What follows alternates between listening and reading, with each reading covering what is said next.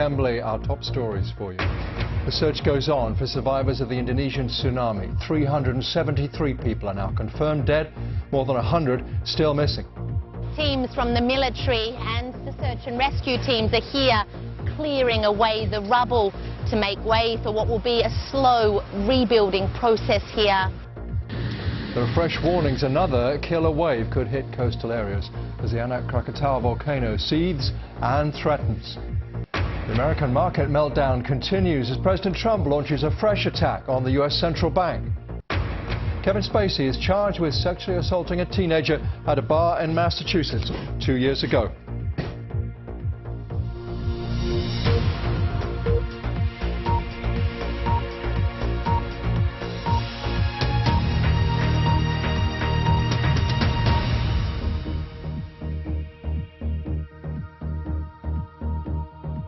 News. Indonesia's disaster agency now says 373 people were killed by the tsunami that swept through Sunda Strait on Saturday. At least 1,400 people have been injured. 128 are still missing. Thousands of people who live on the islands of Java and Sumatra have been forced to evacuate to higher ground. There are warnings that more eruptions of the Anak Krakatau volcano could trigger more deadly waves. Rebecca Henschke reports. Rescue workers clear away the rubble in a race to find any survivors. Today, in this villa, none have been found. Villas like this one built right on the shore didn't stand a chance when the huge waves hit. This, the state of the swimming pool and the villa now. Teams from the military and the search and rescue teams are here clearing away the rubble to make way for what will be a slow rebuilding process here. The tsunami hit this popular local tourist destination at night without warning. The National Disaster Agency admitting their tsunami detection buoy system has been broken since 2012. When President Joko Widodo visited to inspect the relief effort here, he faced some tough questions and vowed to do better. We don't know yet for sure where the source of the tsunami was. It's still being checked. In the future, the relevant agencies will provide detection equipment, systems that can give a warning to everyone. That comes too late for these families, here to find loved ones amongst the dead. Those identified, taken away in ambulances. Others, like this man, are still searching. We are not at peace. We just want him returned to us in some way.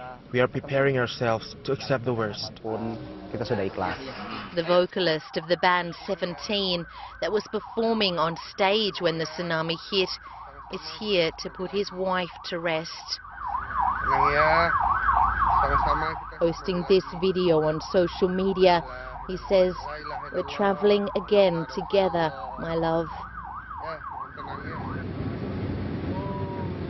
Authorities are warning it may not be over yet, telling people to keep away from the beaches due to fears that ongoing activity from the Anak Krakatau volcano could trigger a new tsunami. Rebecca Henschke, BBC News, Tarita, Banten. U.S. financial markets have closed down another 2.8%, their worst Christmas Eve performance ever. And this drop follows the worst week for the Dow Jones Industrial Average in a decade. Earlier on Monday, President Trump took to Twitter, of course, to blame the U.S. Central Bank, the Federal Reserve. He said it doesn't have a feel for the market. He tweeted, "The Fed is like a powerful golfer who can't score because he has no touch." With me here in the studio is our correspondent, Kim Gittleson. Kim, I know you specialise in business and economics. I know you've made a specialist study of the Fed. What is going on here? What is worrying investors particularly? So let me take you back in time just to this weekend when reports emerged from Bloomberg News that President Trump was considering firing his hand-picked Fed chair, Jay Powell. Now that's a pretty big step. He might not have the legal right to do so because he would need to fire Jay Powell for cause, but it suggested to investors that tensions between the White House and the Federal Reserve had escalated significantly. Now, partially to calm investors, we saw that U.S. Treasury Secretary Steve Mnuchin said, hey, look, President Trump knows he can't fire the chair of the Federal Reserve, and by the way, I called these 6 big banks and they're all doing fine.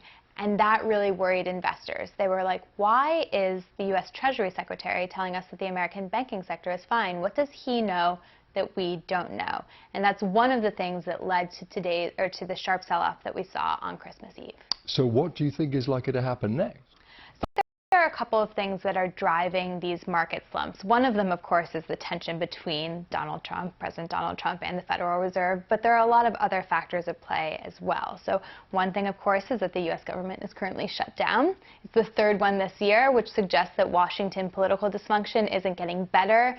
That leads to uncertainty. Investors don't like uncertainty. So that's one thing that's worrying them. And then overall, globally, investors are worried about a slowdown. We've seen that Chinese economic growth has slowed significantly. We're worried about the prospect of Brexit and what that means for the European economy. And of course, the American economy is doing quite well, but that's partially as a result of President Donald Trump's tax cuts, which have helped corporate profits. That won't happen in 2019. So all of these things together are really leading to this sort of big sell-off that we've seen on Wall Street, and that's been followed in Asian and European markets. And for President Trump, a business of the economy is so important.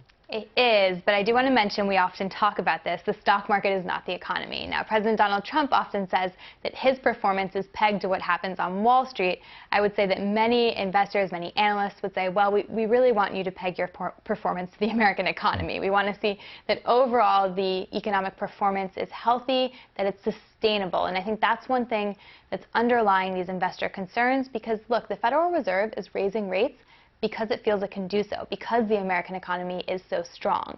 So that's why they're slightly worried by the fact that President Trump seems to want to intervene here. They're wondering what he knows that they might not know. And of course, they're concerned that going forward, that might influence central banking policy, which is never a good thing for economies in the U.S. or around the world. Kim, thank you very much indeed. We're going to be talking again. Definitely. Now let's get some more of the day's main news for you. A judge in the US has ruled that North Korea should pay $500 million in damages for torturing and killing the American student Otto Warmbier. He died, of course, last year, days after he was released from a North Korean prison. He was arrested in January 2016 for stealing a propaganda sign. Pyongyang has always dismissed claims of torture. Israel is to hold a general election in April, 7 months before it's due. There is disagreement within Prime Minister Benjamin Netanyahu's coalition over a bill relating to ultra-Orthodox Jewish men serving in the military. The Prime Minister has only a 1-seat majority in the Israeli parliament. He's under pressure too over a series of corruption investigations. Mount Etna in Sicily has erupted, sending a huge column of ash into the sky and closing Catania Airport on the island's eastern coast. The volcano is Europe's largest and most active. It can burst into action several times a year. No reports so far of any injuries. The body of a 7-year-old migrant girl who died after being detained by U.S. border agents has been returned to Guatemala. Jacqueline Kahl and her father were in a group of more than 160 migrants who had themselves into border agents in New Mexico on December the 6th. She died less than 48 hours later. The American actor Kevin Spacey has been charged with sexually assaulting a teenager in 2016. The alleged victim is the son of a U.S. television news anchor. Mr. Spacey has previously said he didn't remember the incident. Gary O'Donoghue has more. These charges relate to an alleged incident back in 2016 in a bar in Nantucket. And Kevin Spacey is accused of plying an 18-year-old man there with drinks and then indecently assaulting him. There's also a battery charge. Now, there was no complaint made to the police at the time, but when allegations started to emerge against Mr. Spacey last year, this teenager with his mother, who's a local newsreader, came forward, made a complaint to police, and that's been proceeding ever since. If you remember, when the first allegations came out against Mr. Spacey, he apologized for what he'd done in a particular case and came out as gay and said part of his problems had resulted from the kind of way he tried to keep his life private. But there have been really about 24 separate allegations made against him. One case in Los Angeles was recently thrown out because of the statute of limitations. This really is the first case to come anywhere near court. Now, of course, he's been dropped from the hit Netflix drama House of Cards. He hasn't made any comment about this court hearing. We've tried to contact his lawyers without response. He has posted a rather bizarre video on YouTube where he assumes the character of Frank Underwood, the president, the evil president from House of Cards, talks to the camera in that sort of typical way that Frank Underwood does, and appears to address the viewer, not specifically about this case, but urges them not to believe anything without the evidence and without the facts. Of course, police in London as well are still investigating a number of allegations against him in connection with his time as artistic director at the Old Vic. Now, this arraignment hearing in New England will take place on the 7th of January. Gary O'Donoghue for us there. Christians from across the world have attended midnight mass in Bethlehem in the West Bank. Crowds gathered for Christmas Eve at the Church of the Nativity, widely regarded as the place where Jesus Christ was born. The Palestinian President Mahmoud Abbas was among those who attended. The biblical town has seen a boost in visitors this Christmas after the unrest in recent years linked to the Israeli-Palestinian conflict. Pope Francis has urged people in rich countries to seek a simpler, less materialistic life. Leading a Christmas Eve service in St. Peter's Basilica, the Pope said mankind have become greedy and voracious, but the birth of Jesus should make everyone reflect on the real meaning of life. He also condemned the huge divide between the world's rich and poor. Much more to come for you on BBC News, including this. The couple arrested over the drone chaos at Gatwick Airport, then released without charge, are saying they feel completely violated.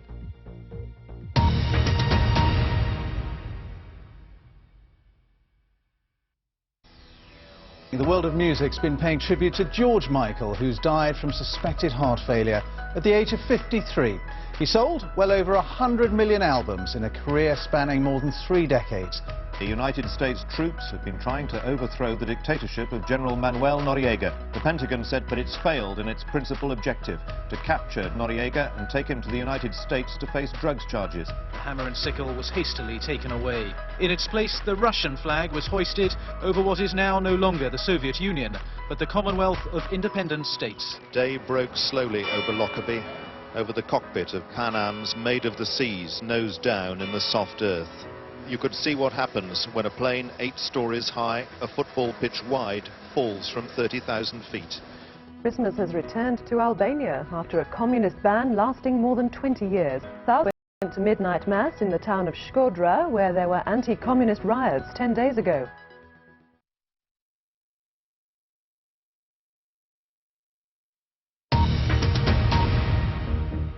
Very glad to have you with us on BBC News. The latest headlines for you this hour. The death toll in the Indonesian tsunami has risen to 373, and there are warnings another wave could hit any time. President Trump has again blamed the Federal Reserve after another day of turmoil on U.S. financial markets. At least 28 people, it's reported, have been killed in Kabul. There are reports of multiple explosions near 2 government ministries. The attack started with a suicide car bomb near the entrance. Gunmen then stormed a building. Afghan security forces have now rescued more than 3 people, it's reported, held hostage by the militants. The BBC's Kabul editor, Shoaib Sharifi, gave us this update. We know that after 7 hours of a gun battle, the area has been now cleared off completely, and the attack that happened just before the home time for these for the civil servants in this government building, and as reported, 2 multiple explosions followed by gun battle. The Interior Ministry spokesperson said 7 people were involved in these attacks. The first 3 detonated the explosives at the entrance gate, and then 4 others entered. Almost the operation took 7 hours in room by room clearing up operation. It was a fully packed government building, a department for the disabled, and in the very first attack, as it happened, 200 employees were rescued from emergency exit.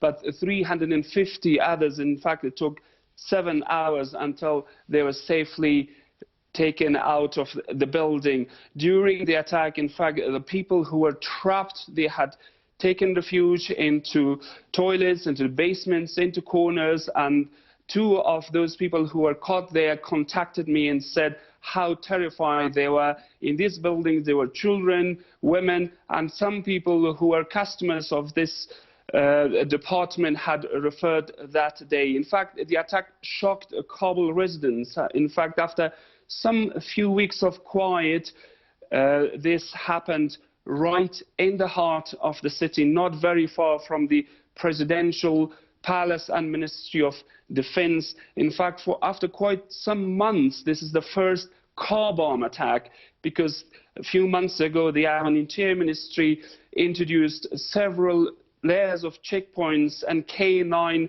sniffing dogs that sort of prevented big car bombs inside the inner circle of the city, but this one came as a big shock. Shoaib Sharifi for us in the Afghan capital.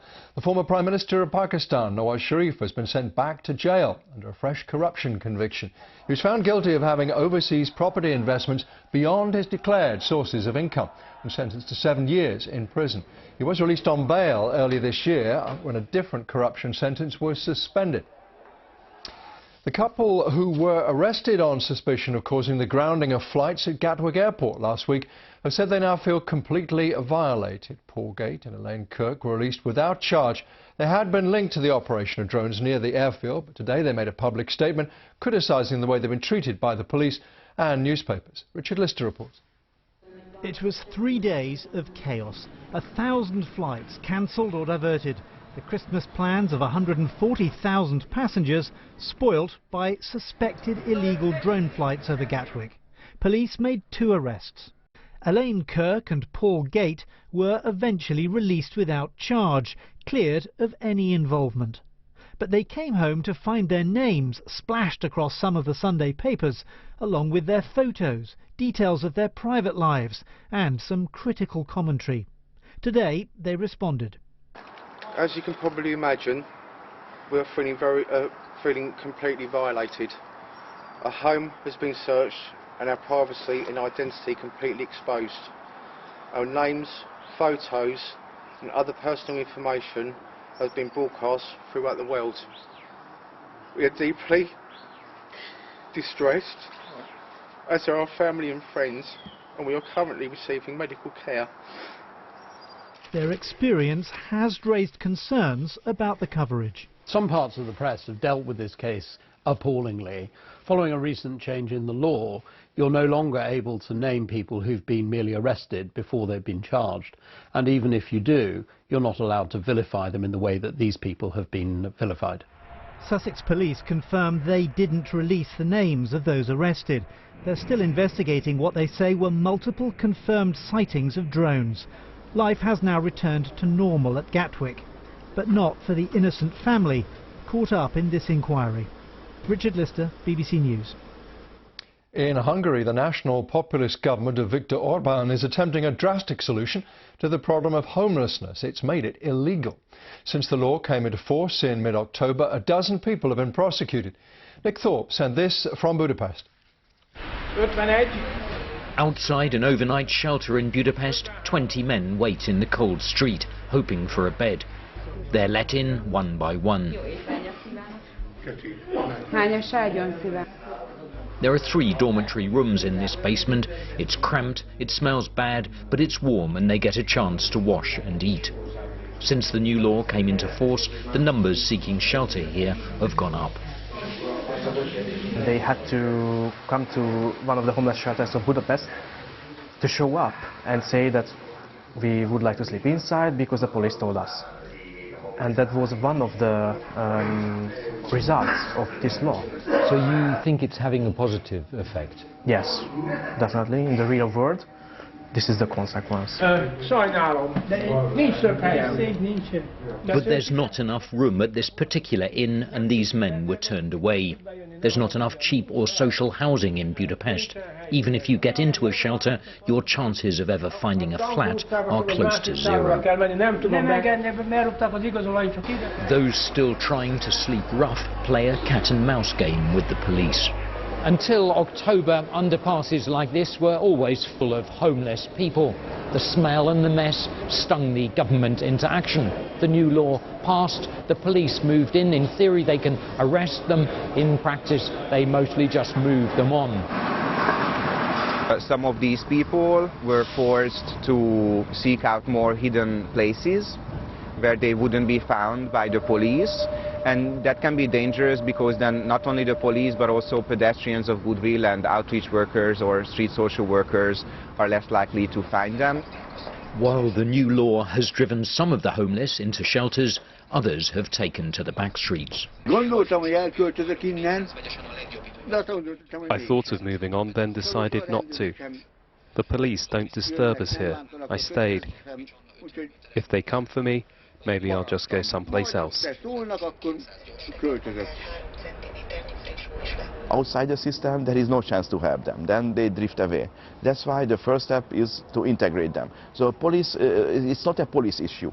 The police is only there to maintain order. That means if there is a law passed by Parliament, this law must be implemented.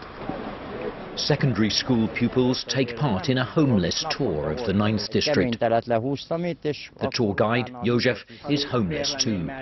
Whatever else, the new law has provoked greater interest and sympathy in the plight of those with no fixed abode. Nick Thorpe, BBC News, Budapest. 2019 promises to be another rollercoaster year for Brexit. The UK's departure from the European Union has sharply divided opinion in Britain. MPs within the governing Tory party as well as opposition Labour cannot agree on the way forward.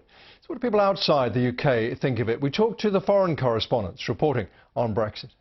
If Dante's Inferno was written again for today's audience, Dante would put Great Britain in a hell in which the country has to repeat debating Brexit forever.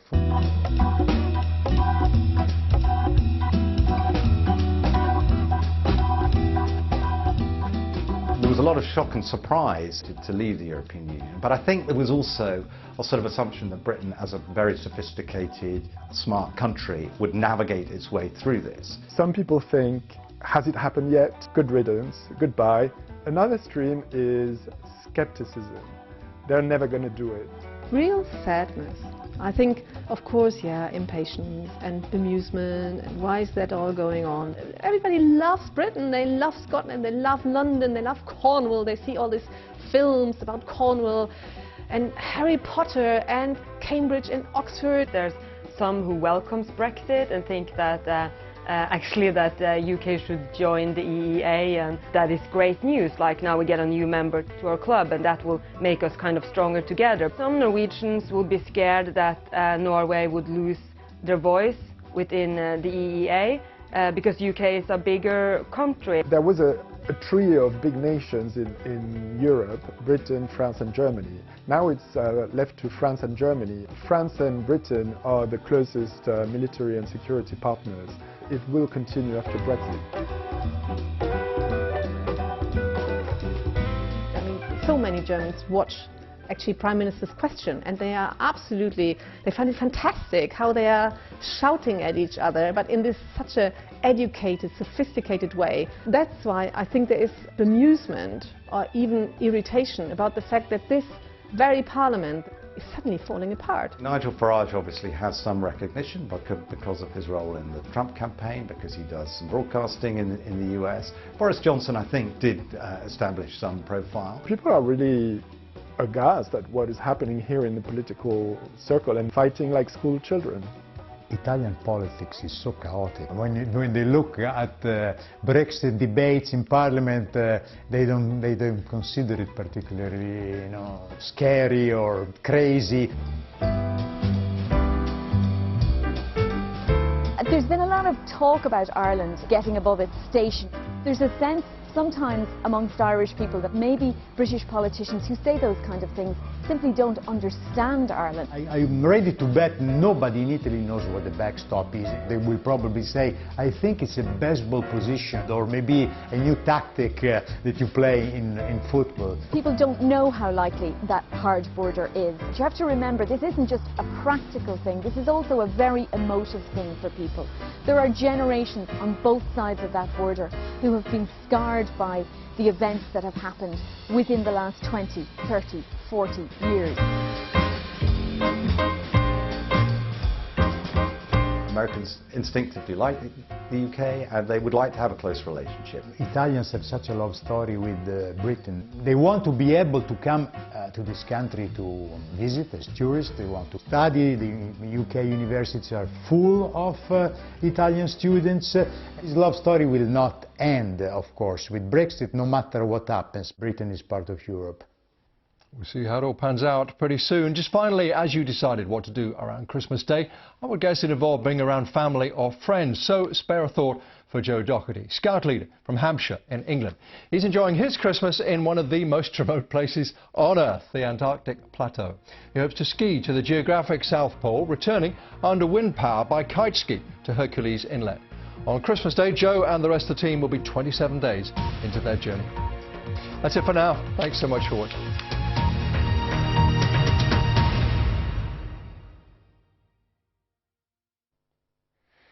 Hello there. Over the last few hours we've been watching temperatures drop like a stone. Yes, it's turning into a cold night with quite a widespread frost.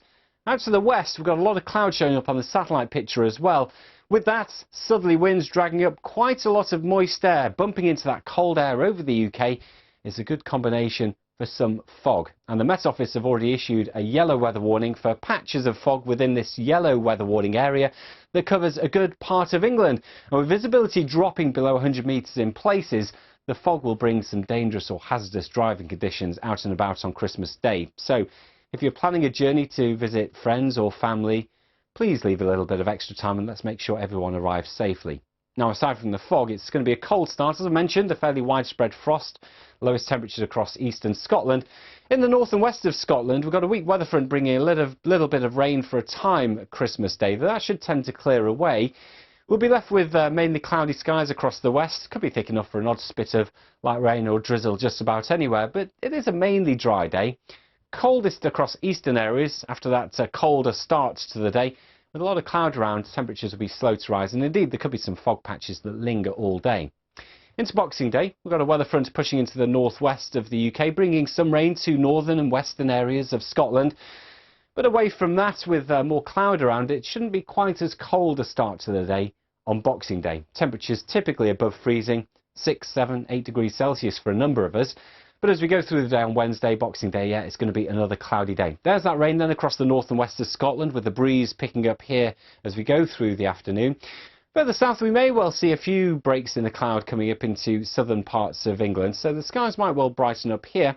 It will be a mild day for most of us, temperatures typically around 10 or 11 degrees Celsius.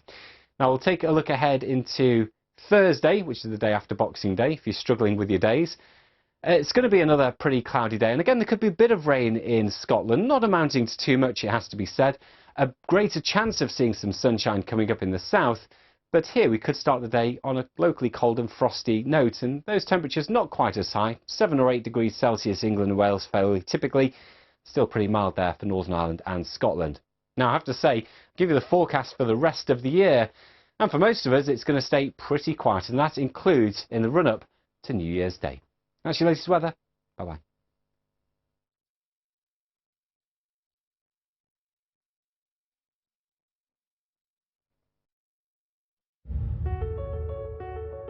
The word historic is often overused. Today, it was justified. Every ambulance we've seen so far has meant another life saved. Honestly, down here on the long walk, we don't know which way to look. What was tightly packed houses and shops all now reduced to rubble. The rescue team has been at sea off the coast of Libya for 2 days, and in that time there have been 10 migrant boats in trouble. It's not just the bombs and the bullets that civilians here have fled from. This war has shattered everything that kept people afloat. Imran Khan promised to create a new Pakistan, but as Prime Minister he'll face real challenges. is one of those days where it does feel like history is being made. The atmosphere here is absolutely incredible. These streets have been scenes of national grief. Now they're places of utter joy.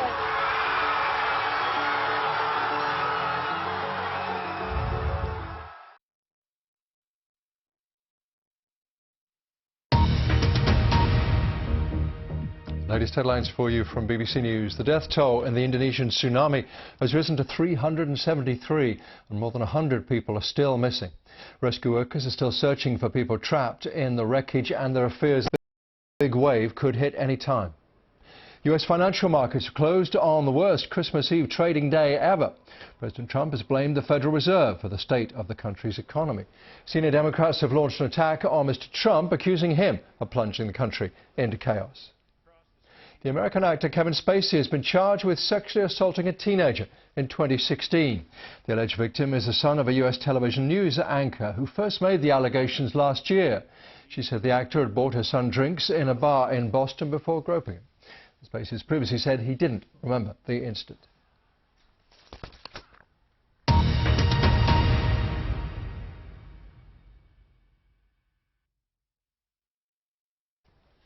Chris Evans has bade an emotional farewell to listeners of his final Radio 2 breakfast show on Monday morning. He said it was a sad day as he left after 9 years at the helm. Our arts editor Will Gompertz listened in to his last show. There is some flash photography coming up.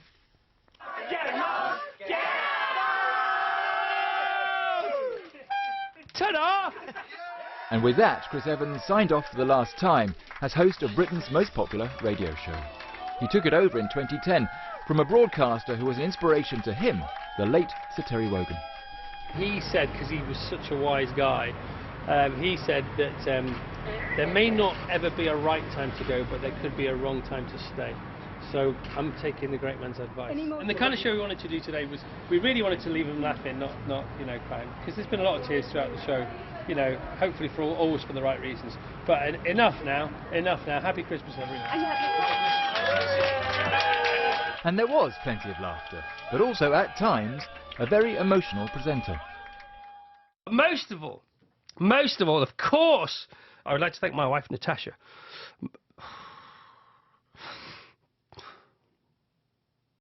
My gravity, my compass, my guiding light. He then put his wife on air, who also choked up. Today's gobsmackers are chosen by Noah and Eli Evans for their mum Tash. Oh, for goodness sake. Now do you get it? Oh my. Do you get it now? Thanks for that. So this is the Radio 2 breakfast show studio that Chris Evans made his own for nearly 9 years. He might have gone, but still a hint of him here, in the shape of this cart deck which played all his well-known jingles. Wonderful Day, Wonderful Week, This is London, Tarzan Yell, and all the rest of it. And in a way, that gives a hint of his talent as a broadcaster, that he was able to transform this quite dull, soundproof space into a vivid, wonderful world, which interviewees responded to and listeners loved. His high-energy, good-humoured breakfast show was a success. Zoe Ball will take it over in the new year as he moves over to Virgin Radio, before returning to the BBC to strut his stuff on Strictly Come Dancing 2019. Will Gompertz, BBC News. Now on BBC News, one of the highlights of 2018 from our documentary series, Our World. In this award-winning film, My Stolen Childhood, Bridget Susu Perini takes a journey through West Africa to understand why her family gave her away to a religious shrine 20 years ago. This is Ghana, West Africa. When I was 7, I was brought to the country and forced into a system I knew nothing about. This is me. I was held as a slave in a religious shrine. What crime is this child paying for? Her uncle committed adultery. Thousands of women across West Africa have lost their freedom because of a practice called trokoshi, and it's still happening. Does she know why she's here? Now I'm on a journey to try and understand what happened. To find answers to questions I've had on my mind for years. This is it. What is Trokoshi? And why did my family give me away?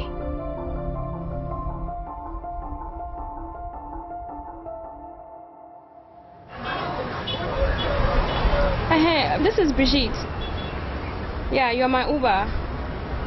My name is Brigitte Sosu Perini. I live and work in Accra, the capital of Ghana. It's the city where I feel most free.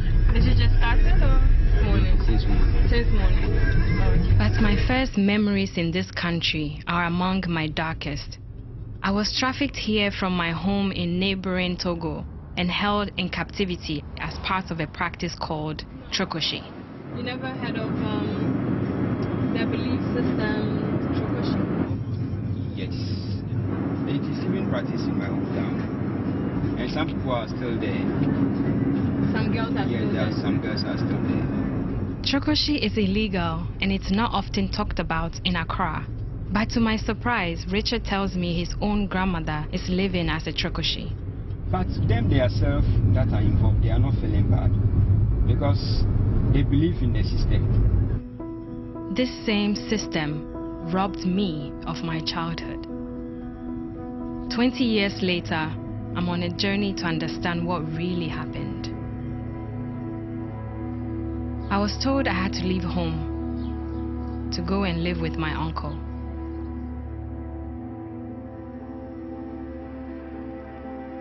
I was placed on the back of a motorbike. I didn't even know the driver. I thought it was the strong wind causing my tears, but I think I was actually crying because I was being taken away from my family. And then I was left at a place I had never been before. I didn't even understand the language. They took away my clothes and wrapped me in a purple cloth. They even took away my name.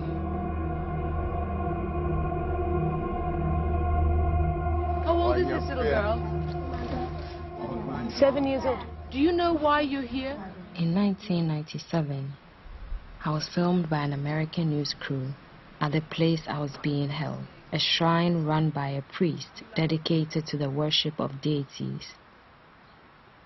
I was labeled a Trokoshi, a wife of the gods, paying for a crime committed by a family member. Do you miss your parents? Yes. I remember feeling a range of emotions. Neglect, rejection, isolation. Adding to that, the idea of that could have been my life. That could have been my life. That could have been my life. And that's why I feel like I don't watch it much. But this report changed everything.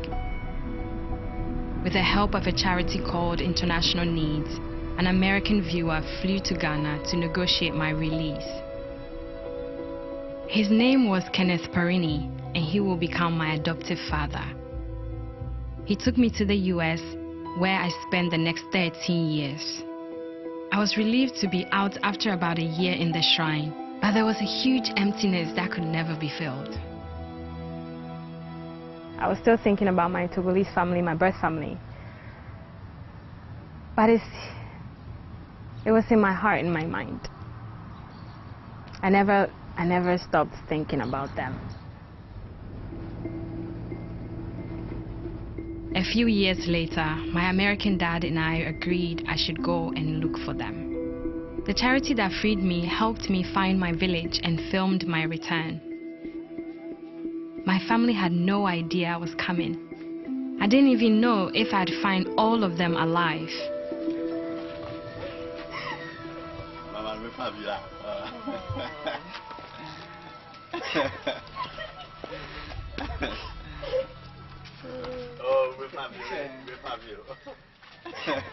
I hadn't seen my mother since I was 7 years old.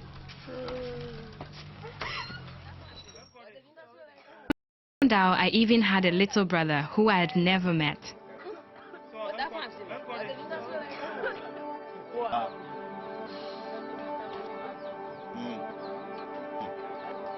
That day was so surreal, almost like a dream.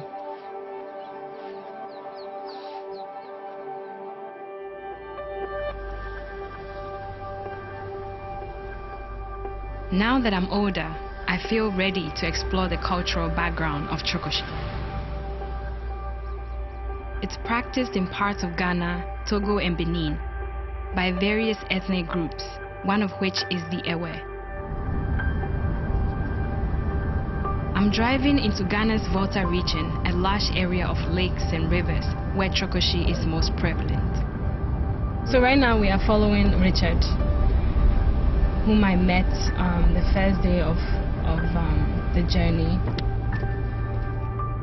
After our chat in the Uber taxi, Richard invited us into his community to speak with a group of Ewe elders.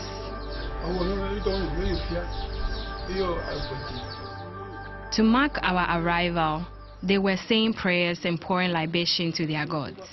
But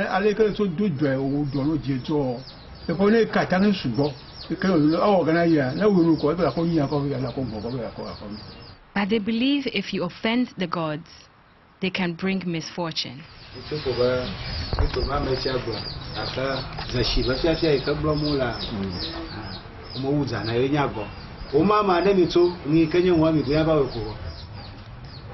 I would like to know if there has ever been human sacrifice.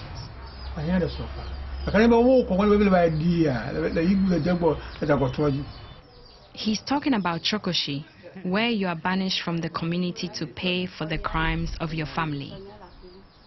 Another elder tells me that 2 of her relatives were sent to the shrine.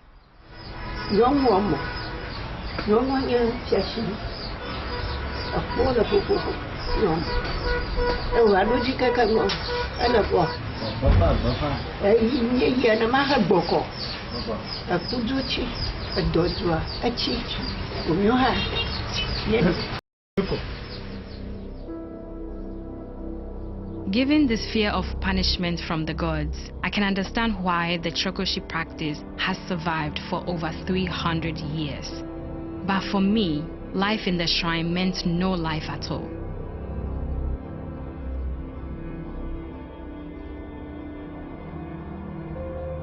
Each day, I was woken at 5 a.m. and sent to fetch water. I had to carry heavy buckets on my head. It was hard physical work for a child. I was made to sweep the compound and work long hours on the farm. I wasn't allowed to play or even go to school. I was in total isolation.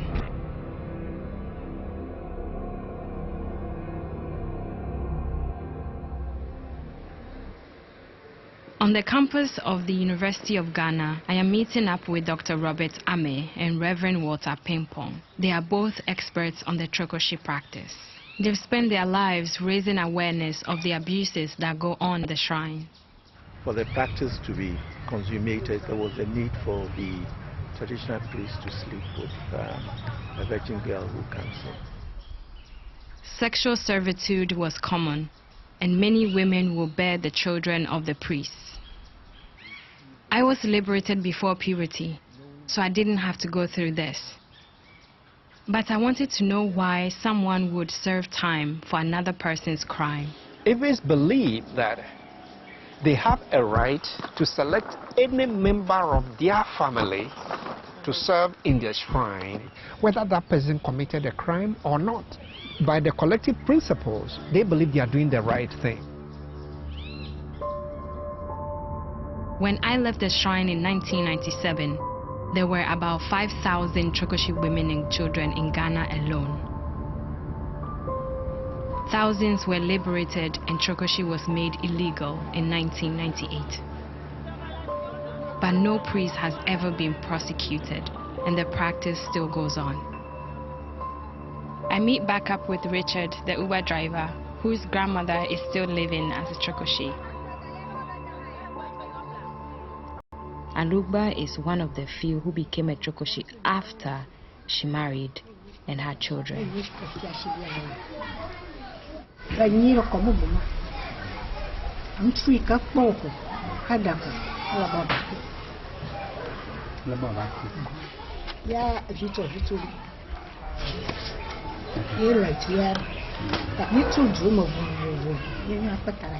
Speaking to her, it seemed she's happy to be serving as a Trokoshi because she believes it protects her family.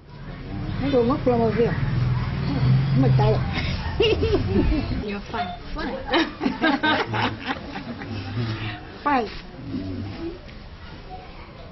As night fell, a young Trokoshi girl wearing a blue cloth came to speak to me. And she's saying that she's 14 years. Does she know why she's here? That's what she doesn't know. You know, America Togo.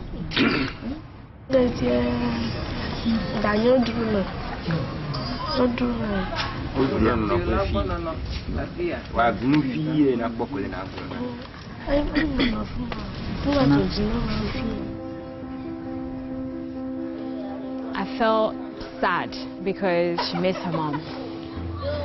And I know how that feels. For me, growing up without a mother was devastating. What kept me going was a few cherished memories of my early childhood. I remember my mom and dad and 4 siblings, all girls. I'm the second. I was closer to my dad. I think I was a daddy's girl. For dinner, he will build this big fire.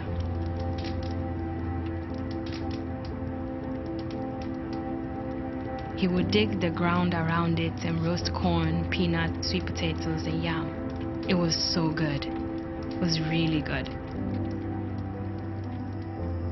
I remember at night we would lie under the stars and the moon.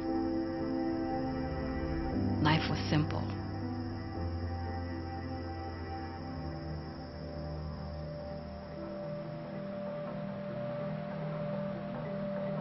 I'm going to visit my family in Ahasome, the village in Togo where I was born. It's at least a day's journey from the Volta region in Ghana. We're trying to find the route to my village. It's always a hassle to find it because it's so far away. I haven't been back for a few years. I felt apprehensive. I've spent my whole life wondering why they give me away, but I've never had the courage to ask. This time, I feel ready to find out the truth.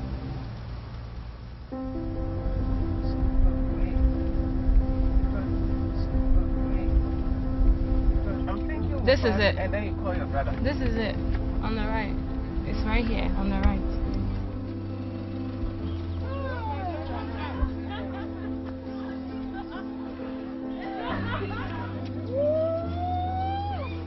Since I left at the age of 7, I've lost my mother tongue.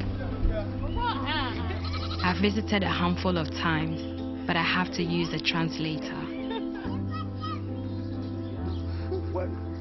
My younger sister. And her baby.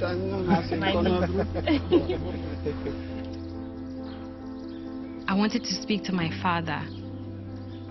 All I knew was that one of my uncles sent for me, but I had never known what my father had agreed to.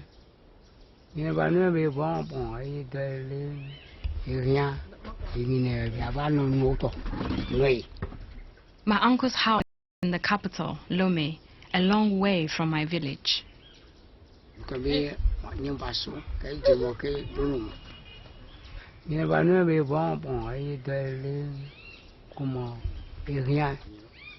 To find some answers, my father went to a soothsayer.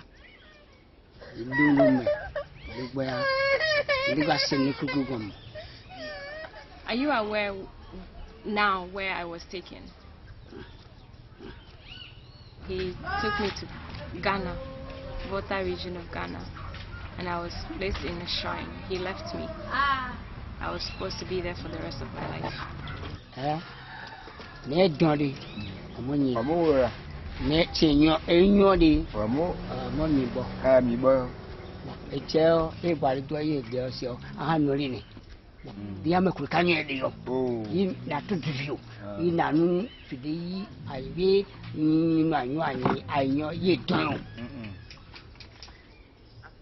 You're not understanding me. I don't want to use the word blame. For many years, I was sad because I was not with my family. But now, I'm ready to put that behind me. If I was angry at my family, if I wanted to blame, I won't be here. I won't.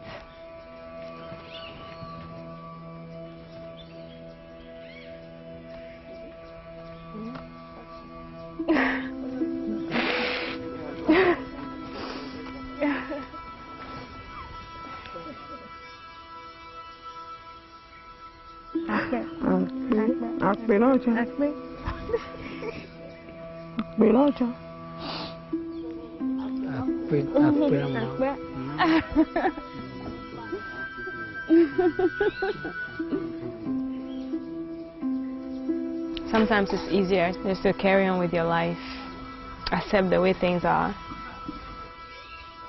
When things don't make sense, tracing your roots and asking questions is too much. The emotions are too much and the weight is too much. Right now, my head hurts. I have a headache.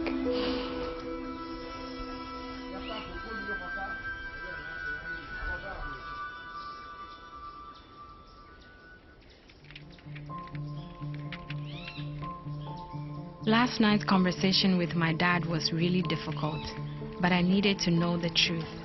I was dwelling on the fact that I couldn't communicate with them and that I was taken away, and that's why I can't speak French, that's why I can't speak Ewe. I was taken away, so I was sort of dwelling on the negative. My parents were lied to. They thought they sent me to live with my uncle to get a better education. They didn't choose to send me to the shrine, and that was a huge weight off my mind. From this point forward, we can only build, and the last few days is a start to building that bridge. It's a start to building that relationship, building that connection. I'm back in the Volta region of Ghana, close to the village where I was held captive in the shrine.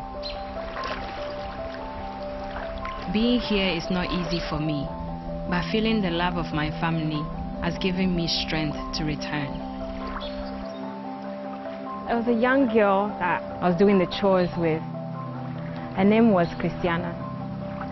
She was the only one I remember. We parked up near the shrine. I was paralyzed with fear. What I remember about this place is pain and loneliness and sadness and isolation, and getting out and walking about doesn't feel natural to me. I wanted to see if Christiana was still here. I found her still living in the town. 20 years after we were both freed, we recognized each other right away. Do you know who I am? Yes. Who am I? You are my dear sister. Thank God for your life. Thank God for your life. We haven't seen each other in so long. I miss you. Thank you. I miss you too. I've always thought of you. After spending 5 years in the shrine, Christiana was also freed after appearing in the 1997 news report. She had never seen it before. Are you happy here? Do you want to run away? And why don't you run away? Where are your parents? My father died. They died. When my father died, I stopped going to school, even though I had wanted to become a doctor. I feel very sad because by staying here, I have lost my chance at an education.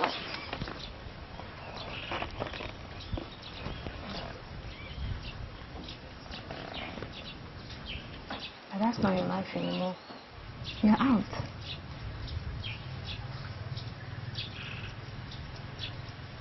Why are you crying? What's wrong? I'm supposed to not to play. And I feel like a man. Yes, we were not supposed to be in there, but we are out now. We are out now.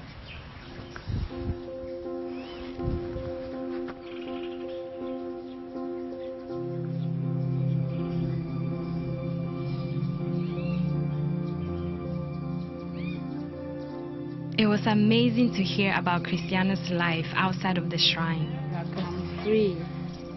I can decide to go to anywhere. Today I can eat. If I say today I'll eat 10, I can eat if only I have money. I can wear anything at all. She showed me her tattoo celebrating her reclaimed name. How does it make you feel when you look at that? I feel happy. Why? Because I am that I am. That's my name. Yes. The name that my parents gave to. Sometimes your past is worth getting back to, not to hold you back, but to strengthen your future. My deep faith in God and the love of my family and friends have allowed me to grow into the person I was born to be. Somebody decided that it was supposed to be our lives. It's incredible that we been given a second chance to have life.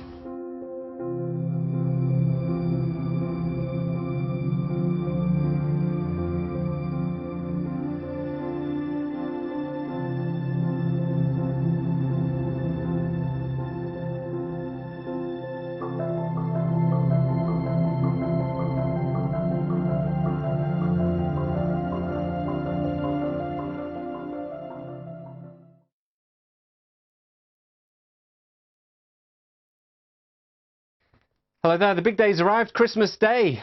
Those planning a journey to visit friends or family, please bear this in mind. The office have issued a yellow weather warning for some dense patches of fog, and the warning area covers a good part of England, with visibility expected to drop below 100 metres in places. Quite dangerous, hazardous driving conditions are to be expected. Please allow a bit of extra time. Let's make sure everyone arrives with their friends or family safely on Christmas Day.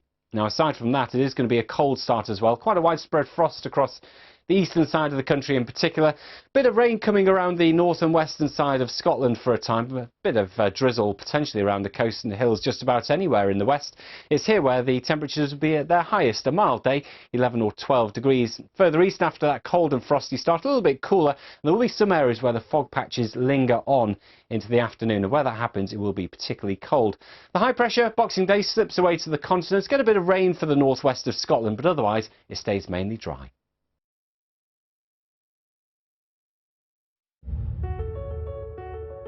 The word historic is often overused. Today, it was justified. Every ambulance we've seen so far has meant another life saved. Honestly, down here on the long walk, we don't know which way to look. What was tightly packed houses and shops all now reduced to rubble. The rescue team has been at sea off the coast of Libya for 2 days, and in that time there have been 10 migrant boats in trouble. It's not just the bombs and the bullets that civilians here have fled from. This war has shattered everything that kept people afloat. Imran Khan promised to create a new Pakistan, but as Prime Minister, he'll face real challenges.